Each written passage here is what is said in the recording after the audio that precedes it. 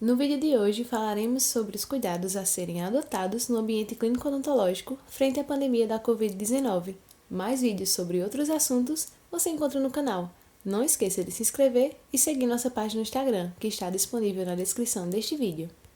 É de responsabilidade do cirurgião dentista adotar medidas de prevenção e controle de infecção para evitar ou reduzir ao máximo a transmissão de micro-organismos durante qualquer assistência odontológica realizada em seu consultório. Neste vídeo serão apresentadas orientações básicas que devem ser seguidas, apesar de que os profissionais ou serviços de odontologia podem executar ações de prevenção e controle ainda mais rigorosos, tendo como base análises individuais e específicas de cada caso. A disseminação do SARS-CoV-2, que é o nome do vírus que causa a Covid-19, infectou rapidamente comunidades de diversos países por meio do espirro, tosse, inalação de gotículas ou por contato indireto a mucosas orais, nasais e oculares. Os profissionais de odontologia desempenham um papel crucial na prevenção da transmissão dessa infecção viral, pois aerosóis e gotículas são os principais meios de propagação. Dessa forma, o consultório odontológico deve ser um ambiente de grande controle e prevenção de infecções microbiológicas de maneira geral. Pacientes e profissionais de odontologia podem ser expostos a micro-organismos patogênicos, incluindo vírus e bactérias, que infectam a cavidade oral e o trato respiratório. O ambiente do atendimento odontológico carrega risco de infecção viral devido a procedimentos que envolvem comunicação face a face com pacientes e exposição frequente à saliva, sangue e outros fluidos corporais, bem como o manuseio de instrumentos perfuro-cortantes. Patógenos podem ser transmitidos em ambientes odontológicos pela inalação de micro-organismos que permanecem suspensos no ar por longos períodos, pelo contato direto com sangue, fluidos orais ou outros materiais do paciente, contato da mucosa conjuntival, nasal ou oral com gotículas e aerosóis contendo micro-organismos gerados a partir do indivíduo infectado e impulsionados a uma curta distância por tosse ou conversação sem máscara e contato indireto com instrumentos contaminados ou superfícies do ambiente. Muitos procedimentos odontológicos produzem aerosóis e gotículas que podem estar contaminados com vírus. Portanto, a propagação aérea é uma preocupação de grande importância em clínicas odontológicas e em hospitais, porque é difícil evitar a produção de grandes quantidades de aerosóis e gotículas misturadas com a saliva do paciente e até mesmo com o sangue durante a prática clínica odontológica.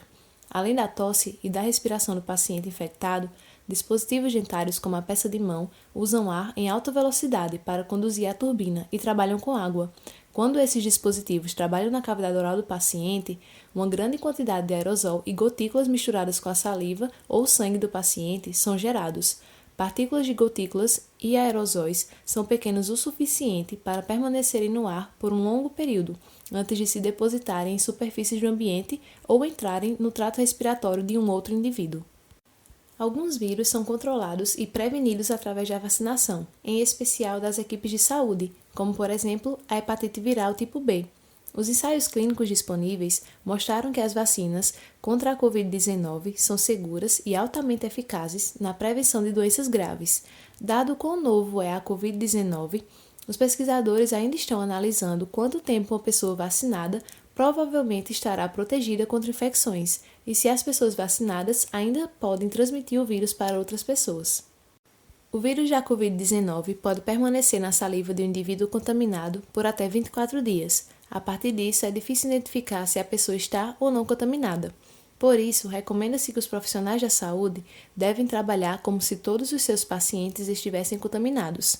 Vale a pena ressaltar que os profissionais de odontologia estão mais expostos aos vírus do que os pacientes, pois, durante o procedimento dentário, os pacientes que ficam com a cavidade oral aberta e emitindo aerosóis. A melhor maneira de prevenir quaisquer doenças é adotar ações para impedir a propagação do vírus. Por isso que o controle de ambientes com risco biológico é parte da rotina e conhecimento de todos os profissionais que trabalham com a odontologia. No ambiente clínico propriamente dito, deve haver elementos básicos para uma precaução padrão, que deve ser seguida para todos os pacientes, independente da suspeita ou não de infecções. Dispor de máscaras cirúrgicas em caso de necessidade para cobrir o nariz e a boca. As máscaras devem ficar disponíveis de fácil acesso ao paciente e devem ser oferecidas instruções para o uso. Quanto às luvas, use-as apenas quando houver risco de contato com sangue e secreções ou mucosas. calce-as imediatamente antes do contato com o paciente e retire-as logo após o uso, higienizando as mãos em seguida. Óculos, máscara e avental quando houver risco de contato de sangue ou secreções, para proteção da mucosa de olhos, boca, nariz, roupa e superfícies corporais. Dispor de álcool gel nos ambientes da clínica, deixando de fácil acesso ao paciente, desde a recepção até o consultório. Como também dispor de lenço descartável para higiene nasal em caso de necessidade sua ou do paciente. Descartar imediatamente após o uso e realizar a higiene das mãos. Pia e sabonete na recepção da clínica para higienização das mãos e rosto, onde deve-se lavar com água e sabonete ou friccionar as mãos com álcool a 70%, antes e após o contato com qualquer paciente, após a remoção das luvas e após o contato com sangue e secreções. Lave o rosto com água e sabão ao chegar na clínica e entre os atendimentos de pacientes. Caixa perfuro-cortante para descarte de seringas e agulhas, sem desconectá-las ou reencapá-las. Podem ser utilizados alertas visuais, como cartazes, placas e pôsteres na entrada da clínica odontológica ou em locais estratégicos, como, por exemplo, áreas de espera, estacionamento e elevadores, para fornecer aos pacientes e acompanhantes as instruções sobre a forma correta de como proceder. Exemplos de avisos como, ao tossir ou espirrar, cubra o nariz e a boca com o cotovelo flexionado ou lenço de papel. Pacientes e profissionais da saúde devem evitar tocar olhos, nariz e boca com as mãos não lavadas. Deve ser realizada a higiene das mãos toda vez que elas parecerem sujas e antes e depois de qualquer contato com outra pessoa, ir ao banheiro ou após tocar em qualquer superfície. E a higienização deve durar no mínimo 20 segundos. Prenda o cabelo e evite usar brincos, anéis e correntinhas.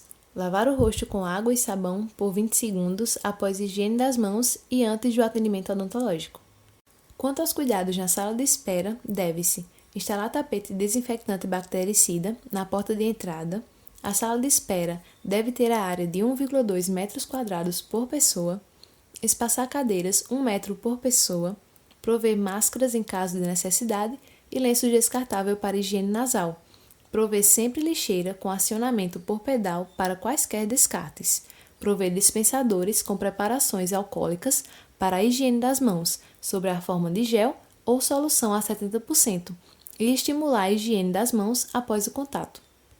Prover condições para higiene simples das mãos e rosto, manter os ambientes ventilados, eliminar, restringir ou controlar o uso de itens compartilhados por pacientes, como canetas, pranchetas, telefones e revistas.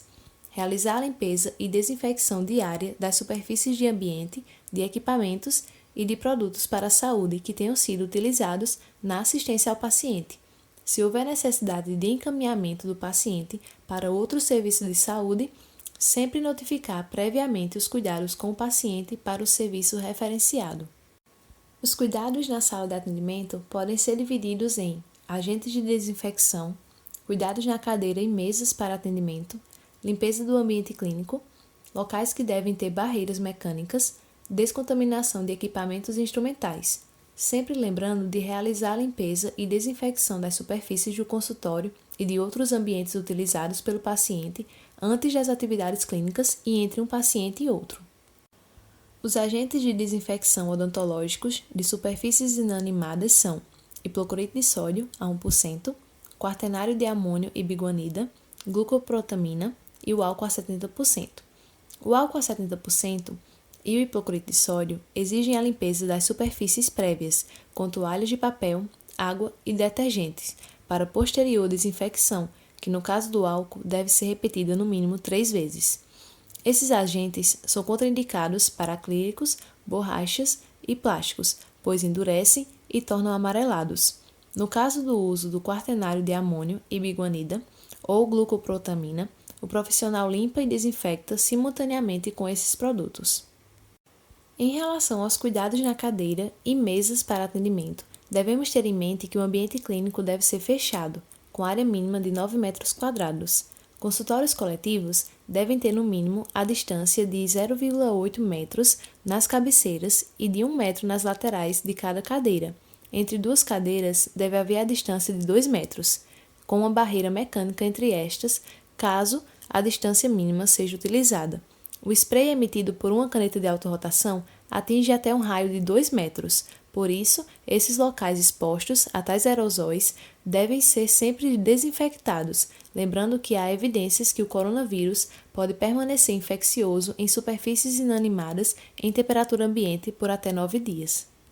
A desinfecção das superfícies do ambiente clínico deve ser feita primeiro da área menos contaminada para a mais contaminada, de cima para baixo, de dentro para fora. Não se esqueça das mangueiras de ar e água e filtro do ar-condicionado. Para a limpeza do biofilme das mangueiras de ar e água, prefiro utilizar ácido paracético para desinfecção de alto nível. Os locais que devem ter barreiras mecânicas feitas com filmes de PVC ou sacos plásticos são os botões manuais de acionamento, alças de refletores, encostos de cabeça, braços da cadeira odontológica, encosto do mocho, canetas de alta rotação, corpo da seringa tríplice e pontas de unidade de sucção. Superfícies como bancadas e carrinho auxiliar devem ser cobertas por campos descartáveis impermeáveis. Seringas tríplices devem ter pontas descartáveis. Quanto à descontaminação de equipamentos instrumentais, as peças de mão sem antirrefluxo devem ser evitadas para não contaminar o sistema de ar e água do equipo. Todas as peças de mão, alta e baixa rotação, devem passar pelo processo de descontaminação com detergente enzimático, limpeza e esterilização. Os instrumentais que forem utilizados precisam ser umectados previamente, limpos com detergentes enzimáticos e, ao final, devem ser esterilizados. Com relação aos equipamentos individuais de proteção, o jaleco e o avental devem ser impermeáveis, touca, luva, máscara cirúrgica e proteções de superfícies devem ser utilizados e descartados após cada atendimento em lixeira de conteúdo infectante. Devem ser usados durante o contato direto com o paciente e retirados no momento administrativo da consulta. Os protetores de superfícies devem cobrir áreas críticas para a proteção do paciente, apoio do instrumental e, em especial, de regiões de difícil limpeza, em caso de contaminação direta. Os óculos e os protetores faciais devem ser utilizados nos atendimentos a pessoas com síndrome gripal dentro do consultório. Devem ser usados durante o contato direto com o paciente e retirados no momento administrativo da consulta. Podem ser desinfectados após cada consulta e reutilizados. Roupas e pijamas cirúrgicos devem imergir em solução de hipoclorito de sódio ou lisiforme. Depois disso, lavar separado de outras roupas, com água e sabão. Deve ser usado pela equipe odontológica que trabalha direto com o paciente e pelos pacientes em caso de procedimentos invasivos. O respirador facial N95 deve ser usado por profissionais envolvidos em procedimentos que gerem aerosóis, podendo ser trocada a cada atendimento. A pergunta mais frequente é em relação a qual máscara usar. Bom, a máscara cirúrgica é utilizada rotineiramente e em pacientes suspeitos ou confirmados com a Covid-19, desde que não sejam realizados procedimentos que gerem aerosóis, com o uso complementar de protetor facial. A máscara N95 ou PFF2 é utilizada em procedimentos que geram aerosóis em pacientes suspeitos ou confirmados com a Covid-19, com o uso complementar do protetor facial, podendo ser reutilizadas em situações excepcionais. Já a máscara de tecido, seu uso não é recomendado em hipótese nenhuma pela OMS. Essas foram as referências utilizadas para a construção desse material. Não esqueça de se inscrever no canal e de seguir nossa página no Instagram. Até a próxima!